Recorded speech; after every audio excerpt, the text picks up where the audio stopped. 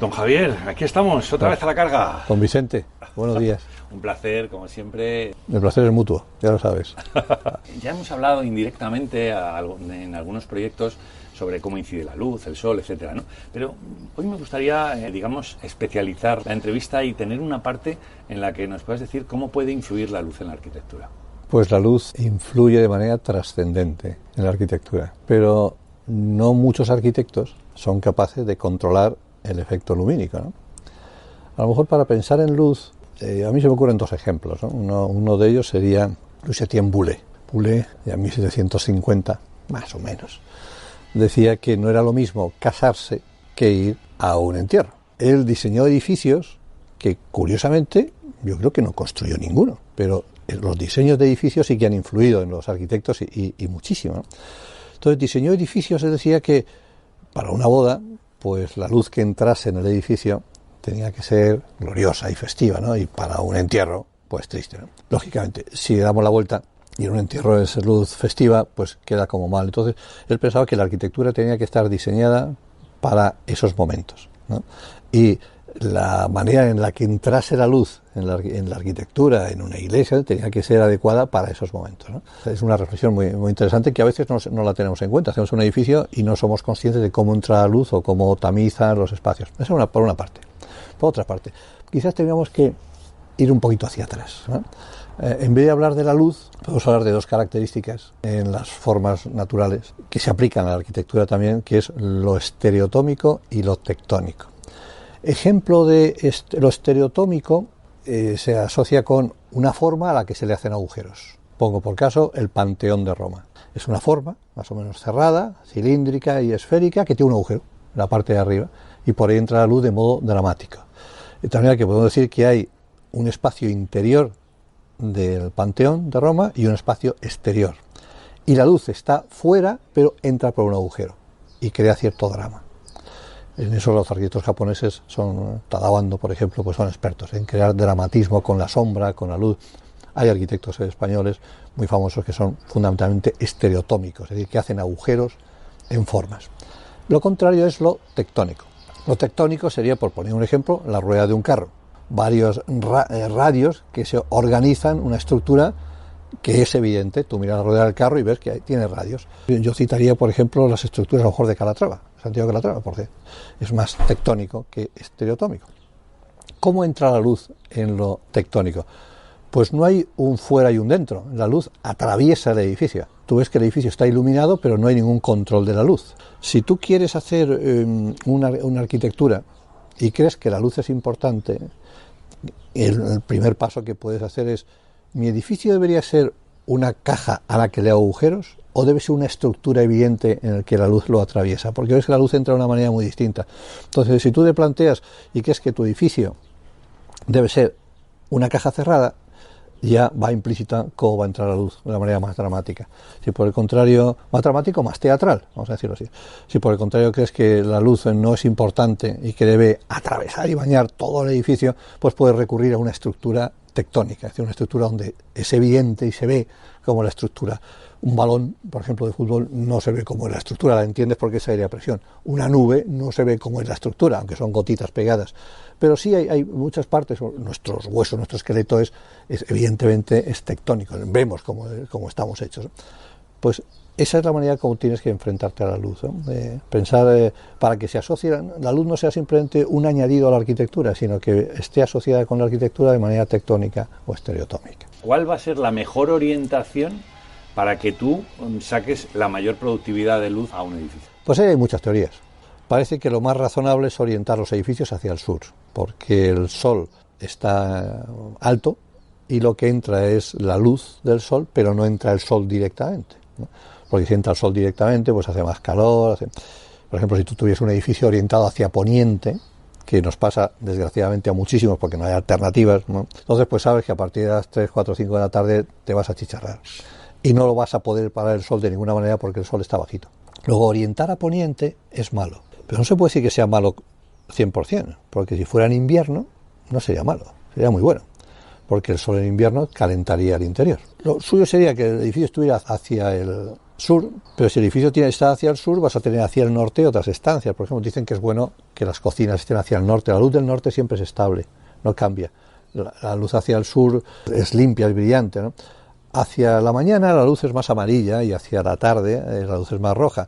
Tú puedes decir, bueno, pues oriento mi casa hacia el amanecer. Bueno, pues es bonito, vamos a decir, tener el amanecer que te da en tu casa, pero si tienes habitaciones por el otro lado te va a dar también el atardecer. Como cosa neutra, parece ser que lo más razonable es orientar hacia el sur, y si acaso hacia un sur-este.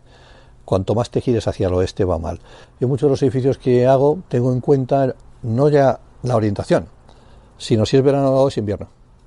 Entonces, si es verano o es invierno, yo puedo hacer que los edificios tengan determinados elementos como paramentos que estén orientados de una manera que en verano dejen pasar la luz, pero no el sol, y en invierno dejen pasar el sol además que la luz. Entonces, me ayuda a climatizarlo.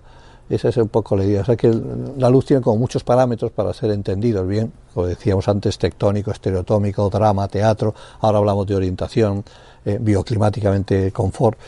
Dicen los chinos que a lo mejor el Feng Shui chino a lo mejor es tener una montaña en la parte trasera, a donde den que esté al norte, donde den las cocinas, la salida de la casa hacia el sur, de frente a un río, porque siempre ellos decían que siempre que se da un paso hacia el sur es dar un paso hacia la fortuna, y a este y a oeste pues que vengan los vientos dominantes, ¿no?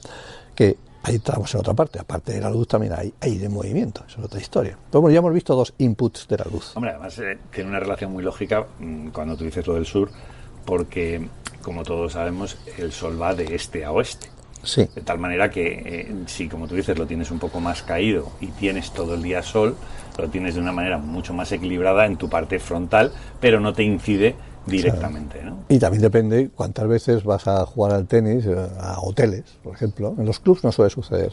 En hoteles sí, donde no hay más remedio que poner las pistas de tenis orientadas de determinada manera porque no hay sitio entre el parking y demás. Y cuántas veces yo he jugado en pistas orientadas este-oeste, no puedes jugar ni por la mañana ni por la tarde, estás siempre cegado. Entonces, claro, con gorrita. Claro, pero con un sol de estos brillantes del mar. Que no ve.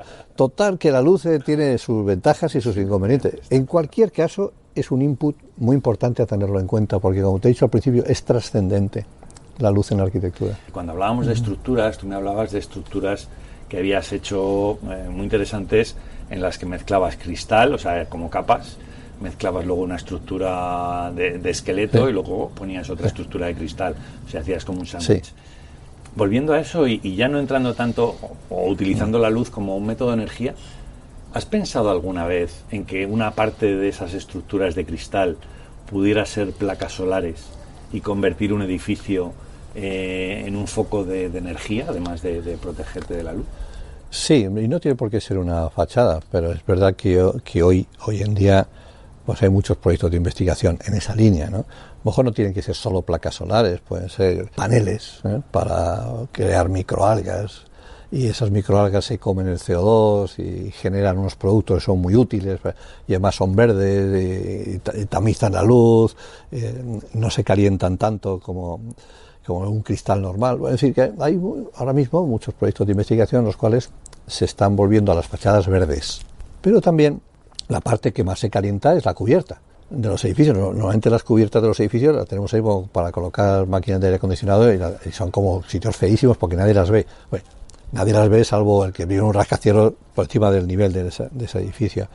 Yo creo que considerar que las superficies de la arquitectura, ya sea cubiertas o ya sea fachadas, son superficies potenciales de generar energía, es un buen punto de partida. También puedes generar energía, o lo que puedes es al menos evitar que el calor o el frío te afecte bioclimáticamente.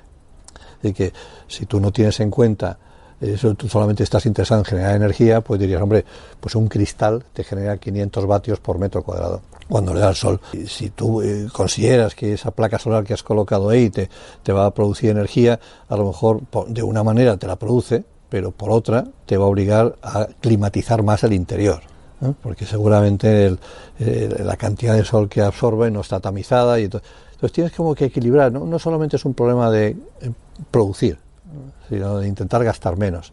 Ahí tienes que encontrar el equilibrio. Entonces yo, en concreto en la arquitectura que yo hago, siempre la intento traer como por capas. Y creo que un poco como es nuestra piel, ¿no? Como son las capas de las hojas, pues una capa puede ser aislante, la otra puede ser impermeable, la otra puede generar energía. Si tú entiendes que la piel de un edificio no es simplemente una pared de ladrillo, sino que está formada por capas, puedes dedicar cada una de ellas a distintas cosas, según como sea necesario, ¿no? Esa es la idea. La creación de energía, casi todos los edificios que hay ahora, crea energía bien de la luz, bien del sol, bien del aire. Parece que eso es necesario y fundamental, pero no exclusivamente, no a costa de decir, bueno, voy a crear energía y voy a cerrar mi edificio con placas solares, pues entonces climatizarlo interiormente será mucho más costoso y seguramente incómodo. Vamos a entrar en otra cosa que a medida que hemos ido hablando me ha hecho pensar, y son los materiales. Cuando hablamos de materiales me quedaba muy sorprendido, sobre todo cuando hablamos del fuego, y me hablabas del aluminio, que es un gran conductor, ¿no? Y yo decía, joder, todas las ventanas son de aluminio. Entonces, hay una contradicción si queremos proteger los edificios o queremos buscar alternativas contra el fuego o contra otra serie de alternativas, como el calor, sí, en este caso que estamos hablando.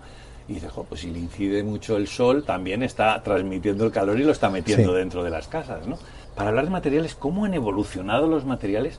Y sobre todo, ¿qué materiales crees tú ahora mismo que son importantes para poner en tus edificios? Tú hablabas antes de la torre biónica, ¿no? Como ese proyecto, pues que al menos ha durado y dura parte enorme de mi vida, y no solo en mi persona, sino en mi antiguo estudio, en Cervera y Pioz. Visto que ese proyecto lo inicié yo en Nueva York. El objetivo era como crear o superar la frontera de los 500 metros de altura, ¿no? Yo estaba en Nueva York, creo que en 1984, creo recordar, en la Columbia, y ahí empecé a pensar en si se podía hacer una estructura capaz de superar los 500 metros de altura. Y por aquellos entonces me preocupaba solamente la altura y un concepto estructural, ¿no? No había ningún concepto energético añadido ni de materiales, ¿no? Sí es verdad que a medida que el proyecto fue evolucionando, ¿no? Y claro, ya no solamente era mío el arranque, sino que muchas otras personas se involucraron en el proyecto y fueron tomando más importancia no solamente el concepto del récord de la altura, sino conceptos urbanísticos, ¿no? Cómo podía modificarse el urbanismo de una ciudad por tener estas construcciones, cómo se podía generar energía, cómo se podían hacer edificios autosuficientes, qué tipo de materiales debería haber. Claro, desde el año 84 hasta hoy ha cambiado muchísimo la manera que tenemos. Hoy hablamos de biourbanismo, de urbanismo verde, pero es que hace 20 años nadie hablaba de esto, ni de arquitectura verde. Son cosas que son difíciles de separar porque van unidas, ¿no? Es decir, hay una historia que yo suelo contar para entender, digamos, un poco el conjunto, en su conjunto, que le llamamos las fronteras de la altura. Sí. Esa historia que nos han contado sobre todo te la habrán contado a ti de pequeñito, el cuento de las alubias mágicas, ¿no? Que uno echaba unas alubias mágicas y entonces crecía una planta y luego los protagonistas del cuento subían por la planta y se encontraban arriba de la planta a un gigante que era como 10 veces su tamaño, ¿no? Bueno, pues eso no es posible. O sea, no me digas. Eso no es posible. O sea, que el cuento es falso. No es posible. No es posible porque toda la naturaleza, cuando supera determinadas fronteras del tamaño, tiene que cambiar su estructura. Es decir, ese gigante que nos habríamos encontrado arriba, en el final de la planta, las alubias mágicas, en vez de haber tenido forma humana, habría tenido apariencia de un diplodocus. Cuando multiplicar por 10 veces el tamaño de alguien supone multiplicar por 1000 el peso.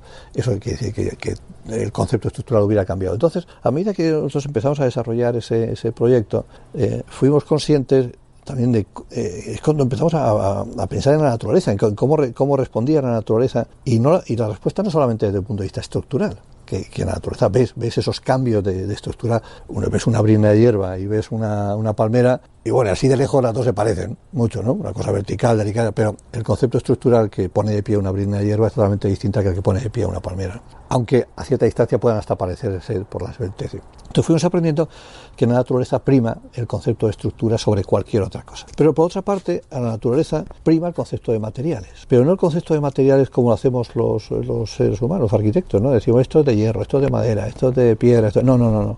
A la naturaleza le cuesta muchísimo producir materiales, muchísimo, porque no puede producir hierro, así una viga de hierro, no puede producir una viga de madera. Bueno, digo, un árbol se parece a una viga de madera, sí, pero no lo es, ¿no? Le cuesta mucho trabajo producir materiales densos, y sin embargo los seres humanos, cuando construimos nuestros edificios, hacemos materiales densos, un ladrillo denso, una madera densa, ¿no? Ahí es donde sí que se puede aprender mucho de la naturaleza, de cómo fabrican los materiales de la naturaleza y con qué fin. Te pongo un ejemplo, un nido. ¿Qué es un nido de un pájaro? Un nido es una especie de cáscara de concha que es formada por hierbitas. Cada hierbita no pesa nada, pero todas las hierbas entrelazadas y secas acaban convirtiendo en una cosa muy ligera, muy aislante y muy resistente. ¿Podríamos llevar el concepto de materiales naturales a la arquitectura? Sí, sí que se puede. Pero claro, no podríamos forrar una pared de trozos de nidos. ¿Qué es un material en la naturaleza? Es un material complejo formados por elementos muy simples, con una geometría de anclaje casi caótica, casi azarosa, como es el caso de un nido, ¿no? Nosotros miramos las paredes de una casa nuestra. ¿Cómo son las paredes de una casa? De ladrillo. Del mismo ladrillo casi de los que se construían los romanos en Ostia Antica. No hemos evolucionado mucho. Colocados con una geometría bastante simplona. Todo lo más que hacemos es una pared exterior de ladrillo, una cámara de aire, una pared interior de ladrillo. Parece que no hemos avanzado demasiado. Luego, para hablar de materiales, más que hablar de cuál sería el material del futuro, que es respondiendo a tu pregunta, ¿no? Lo más biónico, lo más bio, quizás lo que habría que pensar es volver hacia atrás, echar una vista a la naturaleza y preguntarse de qué manera y cuáles son los materiales que utiliza la naturaleza, que casi todos son vegetales. Y ahí es donde puedes encontrar nuevas ideas para innovar en materiales, porque si no, al final lo que te quedaría es decir, bueno, pues cojo esta casa y la pongo de ladrillo visto rojo, o la aplaco de mármol, o la pongo de plástico, o la pongo de... No es un problema de inventar materiales. Cierto es que nosotros no podemos inventar o desarrollar los materiales que hace la naturaleza, pero sí que podemos utilizar su lógica. Y a lo mejor, en vez de pensar en cuáles son los materiales idóneos para la arquitectura, cuáles serían los materiales que los seres humanos podemos hacer o desarrollar aprendiendo de la lógica de los materiales en la naturaleza. Ese sí es el camino adecuado. Claro, porque al final tú dices, un ladrillo, tú puedes crear la composición de ese ladrillo con una serie de propiedades que a lo mejor ahora mismo no se están pensando, ¿no? Que te aíslen, por ejemplo, más del exterior, de cara a ese frío y ese calor, con lo cual estás haciendo una protección que, además de tener una estructura geométrica resistente, puedan aislar del ruido en un momento dado. Se puede trabajar ya sobre ese tipo de cosas, ¿no? Sí, son materiales que podemos decir fibrosos, vamos a decirlo de una manera, ¿no? Porque toda la estructura, antes he dicho que todas las estructuras eran vegetales en la naturaleza, no quería decir que eran vegetales, porque hay cosas que no son vegetales, sino que son fibrosas, estructuradas, esponjadas. Todos los materiales son esponjados. Entonces, esa idea de esponjamiento se puede llevar a la arquitectura. Lo que pasa es que te enfrentas a la industria. La industria está acostumbradísima a hacer un tipo de ladrillo. Y tú dices, mire, usted no. Ahora, para mis edificios, este ladrillo no lo quiero. Ahora me hace usted un ladrillo esponjado. No lo puede fabricar, no sabe cómo hacerlo, ¿no? Claro, pero volvemos al antes y al después, por ejemplo, de la energía solar, que se ha peleado mucho, o los coches. O sea, hace años tú no podías pensar en coches eléctricos. Decías, no, la tecnología no puede cambiar porque estamos acostumbrados a coches de combustión. Claro. De repente, la estrategia cambia, alguien apuesta por una decisión y hace que todo el mundo en cadena empiece a crear coches eléctricos, ¿no? Sí, para eso tiene que haber como una conciencia general de que algo tenemos que hacer. Y esa conciencia, en el caso de los coches, sí que se ha hecho muy evidente, ¿no? Con las etiquetas verdes, eco y tal, y porque parece que es un objeto que lo debemos contaminar. De la casa nadie piensa que contamina. Tú miras una casa y dices, pues no tiene tubo de escape, no está saliendo ningún tipo de humito, ¿no? Pero contamina la conciencia. En los aires acondicionados. Tú dices, qué calor hace en la calle, qué agobio, ¿no? Que 40 grados, sí. Pero gran parte del calor que hace una ciudad es el aire acondicionado que está tirando el calor fuera y metiendo el calor frío dentro. Es decir, el calor de las ciudades no solamente es el calor del sol, ahí también nosotros ayudamos. Y en invierno pasa igual, las calefacciones contaminan. Es decir, la arquitectura contamina, pero no es tan evidente como los coches. Por eso quizás se ha evolucionado más en el campo de los coches. Pero que se puede hacer o se puede intentar, digamos, un camino todavía bastante alejado, ¿no?, de hacer un tipo de arquitectura que contamine menos, con que la vegetación tuviera más protagonismo en la arquitectura, ya sería un paso importante. Que la vegetación no cambia de temperatura, es una cosa muy tonta. Pues tú te quitas las zapatillas en una pared de hierba y dices que fresquita está, es que siempre está fresquita. Bueno, pues si tú consiguieras que tu arquitectura tuviera, en vez de plantas en tiestos, la naturaleza tuviera un protagonismo importante, es decir, las plantas, ¿no?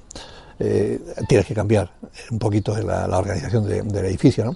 Si tú consiguieras eso, ya tendrías una mejora muy importante. Las cubiertas jardín se han desarrollado. En las cubiertas jardín, cuando tú hablas a algún promotor, voy a hacer una cubierta jardín, digo, oh Dios mío, qué caro es esto y cómo lo mantengo. Digo, pero, que el monte se mantiene solo con plantitas, nadie lo riega. Entonces lo que no puedes hacer es una cubierta jardín con rosales, porque claro, eso no hay Dios que lo mantenga. Pero sí que puedes hacer una cubierta jardín con las plantas autóctonas de la zona, que se regeneran solitas y que necesitan bajo mantenimiento. Un poquito sí. He hecho algún edificio en esa dirección. Entonces, una cubierta jardín ya es una manera de que la naturaleza tenga más protagonismo. Y consigues un ahorro energético más que importante. Imagínate, por ejemplo, que en vez de un edificio que fuera, como los muchos que hay, ¿no?, una caja cerrada y dentro hubiera una función, pues tú decides que a esa caja cerrada del edificio la envuelves en una caja abierta. Y esa caja abierta es una estructura con jardines. Bueno, pues ya ese jardín, aparte de reducir la radiación y el calor y hacer de filtro, ya está protegiendo climáticamente el interior. Dirás, hombre, claro, que tengo que poner otra caja. Me sale más barato hacer una pared de ladrillo y que el sol le dé. Sí, claro, algo tienes que cambiar. Coches eléctricos también son más caros. Pero seguramente si equilibras una cosa con la otra, pues si empiezas a cambiar el concepto de arquitectura, en vez de un objeto cerrado, acomodado a la naturaleza, una secuencia de capas, puede que a lo mejor te salga más cara la construcción, que tampoco creo que sea mucho más. Pero climáticamente sí que será muy interesante y el mundo en el que vivimos también lo notará. Conclusión, la naturaleza, de una manera o de otra, tiene que ser protagonista en la arquitectura. Eso hoy en día empieza a llamarse biofilia. En bio tiene que ver que vida, amor por la vida. Y hay muchos arquitectos que están diseñando nuevas tipologías arquitectónicas para dejar que los jardines interiores, que los espacios interiores, que sean lo más ajardinados posible, que haya una cosa muy íntima entre la arquitectura y la naturaleza. Eso como primer paso. Luego además dice, venga, pues voy a hacer ladrillos esponjados. Eso además tú puedes investigar, desarrollar en materiales que contribuyan a ese bienestar climático. Pero el primer paso es muy sencillo. Es simplemente piensa que en vez de la naturaleza estar fuera del edificio, ¿qué tal si está en el edificio? Es como primer pasito, ¿no? ¿Cómo influye el color en los edificios? Cuando tú creas un edificio, ¿piensas en el posible estado de ánimo? ¿Hay colores más biónicos o que puedan hacer una estancia más agradable? Sí que los hay. La naturaleza utiliza el color de muchas maneras. El ejemplo más típico, el amarillo y el negro. Las avispas van de amarillo y negro. Señala peligro. Y hay muchos seres vivos que no tienen veneno y se visten o se camuflan de amarillo y negro para parecer que es peligroso. Si coges un martillo neumático, muchos de ellos van pintados de amarillo y negro. Cuidado que es una herramienta peligrosa. Y los colores sí que, algunos de manera muy evidente, sí que transmiten una lógica de lo que está pasando. Por ejemplo, una pradera de hierba. ¿De qué color son las amapolas en las praderas de hierba? Las praderas de hierba son verdes. ¿De qué color son las amapolas? O rojas. No serían verdes. Las amapolas no se destacarían. La naturaleza sí utiliza el color de una manera bastante razonable. Nosotros los arquitectos los utilizamos de una manera estética. No tenemos en cuenta que el color puede afectarnos a nuestra manera de sentir. El laboratorio mío de investigación biónica en la Escuela de Arquitectura, pues hacemos proyectos de investigación, a veces tesis doctorales, otras veces trabajos fin de grado. Hace poco se hizo uno sobre el cambio de color en la naturaleza, tomando como caso de estudio los camaleones. Y entonces, ya los camaleones cambian de color por diversas circunstancias. Unas tienen que ver aspectos climáticos y otras son aspectos comunicativos. Cuidado que me estoy poniendo rojo, me estás enfadando, te voy a dar con la cola en la cabeza. El cambio de color en los camaleones tiene ese efecto, pero no son los camaleones, también las sepias. También tiene que ver con esconderse, camuflarse, ¿no? Entonces la pregunta que hizo esta investigadora era, ¿se podría hacer una arquitectura que cambiara de color según las circunstancias? ¿Se comunican las especies entre sí? Sí. Por ejemplo, ¿un bosque es un conjunto de árboles o es un ser vivo único? Tú te lo puedes plantear, como nos han enseñado ahora, un bosque de árboles. Los árboles no te dejan ver el bosque, ¿no?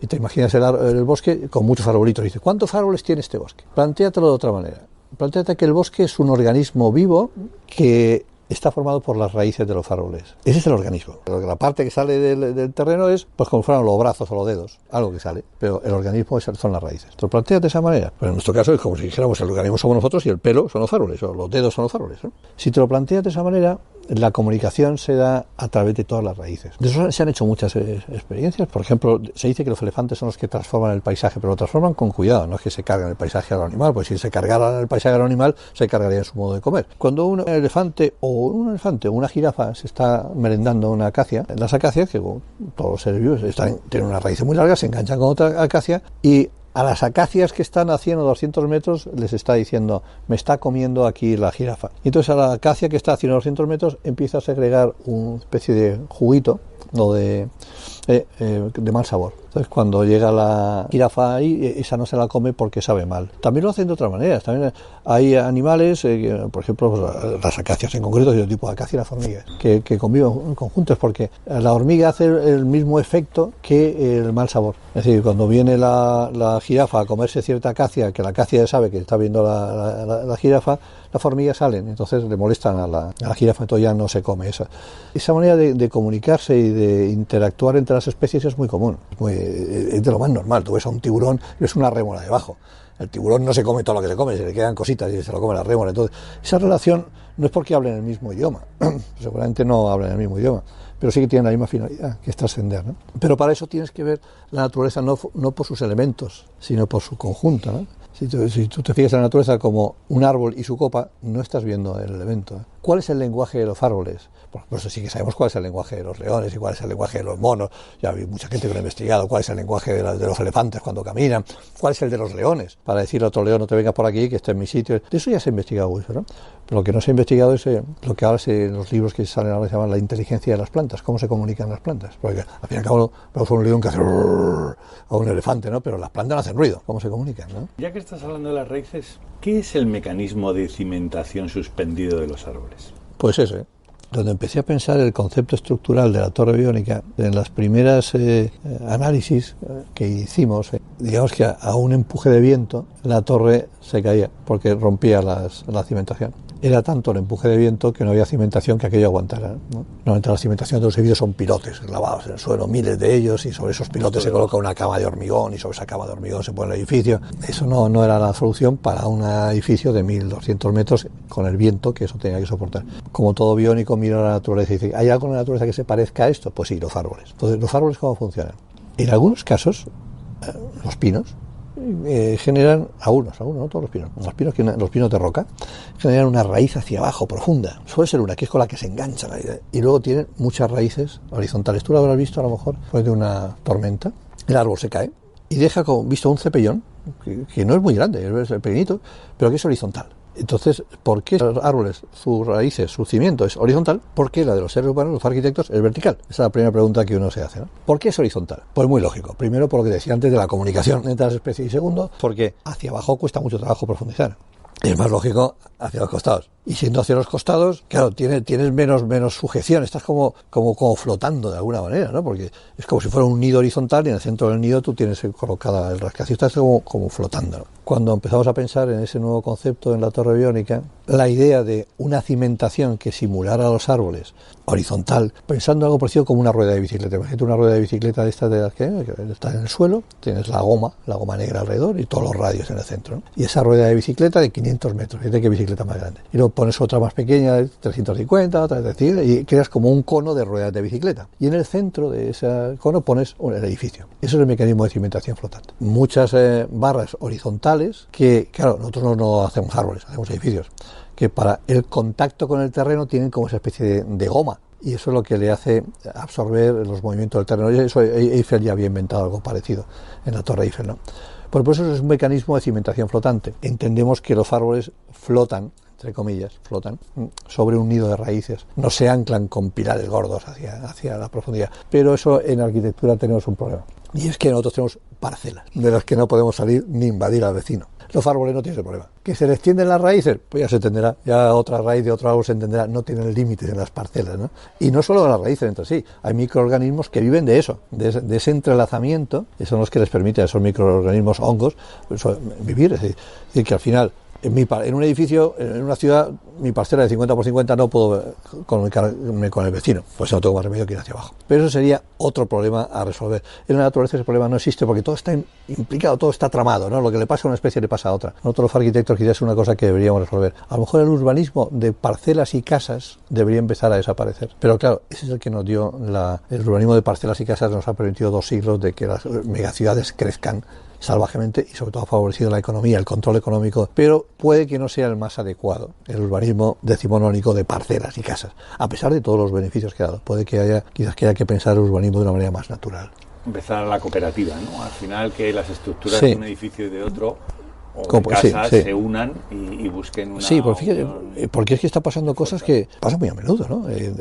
Megaciudades. Una calle que tiene a izquierda y a derecha rascacielos de 250 metros. Y todos esos rascacielos tienen pilotes metidos de 100 o 250 metros. Cuando se produce un terremoto, ahí se produce una falla. Porque todos esos pilotes que se han sido metidos han cortado el terreno. Cuando hay un terremoto, pum, pum, pum, se quedan todos los rascacielos. Porque has degradado el terreno. Tú cuando lo vas construyendo no te das cuenta. Tú no miras por dentro del terreno, pero lo que estás haciendo es estás rompiendo el terreno. La naturaleza no rompe el terreno. No crea gigantescas vigas ni gigantescos pilotes. Lo que crea son pequeñas raíces que se van entrelazando unas con otras y con eso tiene más que de sobra para resistir. Ahora, ¿cómo se lleva eso al mundo urbanístico y a la tecnología urbanística? Quizás nos falte un tiempo. Estamos en un antes y en un después. Por un lado hemos hablado del color en la arquitectura a la hora de investigar y ahora estamos hablando de construir edificios o torres que estén unidas entre sí para buscar una unión. Dos cosas que se quedan ahí en el tintero, pero muy interesantes. Eso existe un poquito. Y en Hong Kong eso es la ciudad más densa del planeta, es la menos contaminada del planeta. Tiene una peculiaridad. Y tú vas caminando por determinadas calles de Hong Kong, vas dentro de unos cilindros de cristal que van como climatizados. Ese cilindro de cristal entra en el vestíbulo de un rascacielos, ese vestíbulo es un centro comercial, el cilindro de cristal sale de ese y entra en otro. Empieza a haber una trabazón entre lo que son las calles y la arquitectura, de tal manera que la arquitectura ya no, los vestíbulos de arquitectura no son el vestíbulo del edificio, sino que son el vestíbulo de la calle y del edificio a la vez. En Hong Kong de alguna manera natural se ha producido ya entender que la ciudad es un organismo que no puede ser entendido por partes independientes, tiene que ser partes colectivas y enganchadas unas con otras. Me gustaría hablar de la geometría de crecimiento helicoidal. ¿Cómo funcionan las rosas y evidentemente cómo asociamos esa geometría de crecimiento helicoidal? Bueno, el helicoide, si antes hablábamos que el color de la naturaleza verde era el predominante, dejando fuera el mar, la geometría helicoidal es la geometría predominante. Todo es helicoide. ¿Por qué? Quizás porque estemos en movimiento. Todo este movimiento puede ser una razón, ¿no? Pues cuando abres el grifo en el agua entra helicoidalmente. Porque quizás el helicoide sea la figura geométrica que mejor responde al crecimiento, ¿no? Lo vemos en las ramas de los árboles, ¿no? La primera rama es grande, la otra más pequeñita, la otra más pequeñita, la otra más pequeñita, y al final siempre generan como helicoides, ¿no? Y cuando Mandelbrot desarrolló su teoría fractal, que es cuando una ley muy sencilla se repite infinitas veces, siempre aparece el helicoide. Quizás el helicoide sea la respuesta geométrica que da a la lógica de ahorro de material y ahorro de energía. Por eso los arquitectos no solemos utilizar el helicoide, nos da un poco como de reparo, ¿no? Quizás porque lo asociamos mucho con la naturaleza. Pero la razón que nos preguntaríamos es, si la naturaleza utiliza el helicoide como figura geométrica principal, también utiliza otras, ¿no? Como la simetría. Pero el helicoide es la figura geométrica que más se repite. Entonces la pregunta sería, ¿qué vinculación hay entre el ahorro de material y energía y el helicoide como figura geométrica? Como pregunta es interesante. ¿Serviría una arquitectura helicoidal? ¿Tendría ventajas una geometría helicoidal en la arquitectura? Y seguramente sí. Pero eso no se hace. De hecho, los arquitectos rara vez utilizamos geometrías naturales. Todo lo más que utilizamos son geometrías sencillas. El cubo, el cono, la esfera. Son geometrías simples. La geometría de la naturaleza es geometría compleja. La geometría de la naturaleza es una fórmula, un algoritmo que se repite infinitas veces. A la naturaleza lo que le interesa es un crecimiento infinito lo más que se pueda. Tú has visto un mejillón, la concha de un mejillón. ¿Cómo crece el mejillón? Le llaman crecimiento genomónico. Y es que se repite a sí mismo.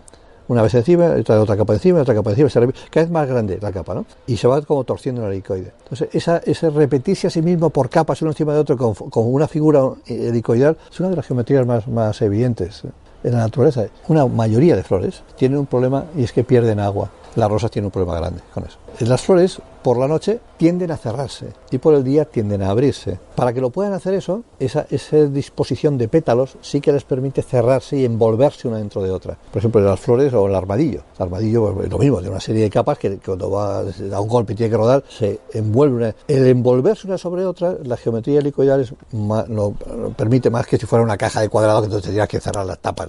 Luego, la forma helicoidal es una forma que permite abrir y cerrar. Y en muchas especies en la naturaleza utilizan ese mecanismo para cerrarse por la noche y ahorrar agua y abrirse por el día y tener el beneficio del sol, ¿no? Danos algún consejo para hacer nuestra casa un poco más biónica. Lo primero es, y es relativamente sencillo, es intentar tener ventilación cruzada. Casi todas las casas dan al exterior o dan a un patio o dan a una calle y dan a otra. O sea, intentar favorecer la ventilación cruzada. Uno de los problemas que tenemos en la arquitectura es que los techos son bajitos. Eso que no lo podemos evitar porque, claro, hay que construir muchas casitas, ¿no? Si tuvieras posibilidad de aumentar techos, de altura de techos, mejor, porque el calor se queda arriba. Cuanto más altos son los techos, mejor. Si tú, por ejemplo, tuvieras un falso techo de aire acondicionado y tal, pues te quitas el falso techo de aire acondicionado y haces que sea, y pones los tubos de aire acondicionado vistos. Cuanto más altas sean los techos, mejor, más climatización. Cuanto más se favorezca la ventilación cruzada, mejor. Entonces habrás visto que cuando estás dentro debajo de un árbol hay corriente de aire, y si te sales del árbol desaparece la corriente. Es decir, hay 40 grados, te metes dentro y corre el aire, te sale fuera y no corre el aire, ¿eh? Eso simplemente porque el aire se mueve del lugar más caliente al más frío. Y tenemos que provocar que nuestra casa tenga lugares calientes y fríos. Si nuestra casa tiene todo el mismo temperatura, todo es llegado a 40 grados, 38 grados, ahí no circula el aire ni para atrás.